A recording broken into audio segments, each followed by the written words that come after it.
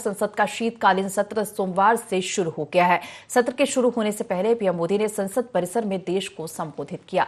PM Modi ने कहा कि शीतकालीन सत्र है और माहौल भी शीत ही रहेगा। 2024 का ये अंतिम कालखंड चल रहा है।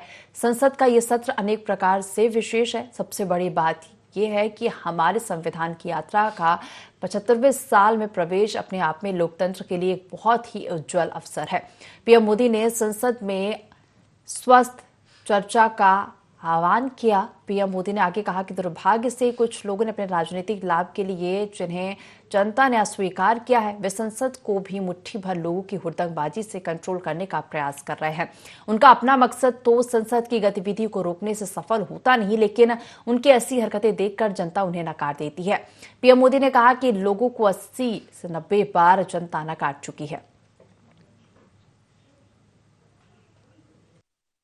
लोगों ने अपने राजनीतिक स्वार्थ के लिए जिनको जनता ने अस्वीकार किया है, वे संसद को भी मुट्ठी भर लोगों के हुड़दंगबाजी से कंट्रोल करने का लगातार प्रयास कर रहे हैं। उनका अपना मकसद तो संसद की गतिविधि को रोकने से ज्यादा सफल नहीं होता और देश की जनता उनके सारे व्यवहारों को काउंट करती है और जब समय आता है तो सजा भी देती है। लेकिन सबसे ज्यादा पीड़ा की बात यह है कि जो नए सांसद होते हैं, नए विचार, नई ऊर्जा लेकर के आते हैं और ये किसी एक दल में नहीं, सभी दल में आते हैं, उनके अधिकारों को कुछ लोग दबोच देते हैं।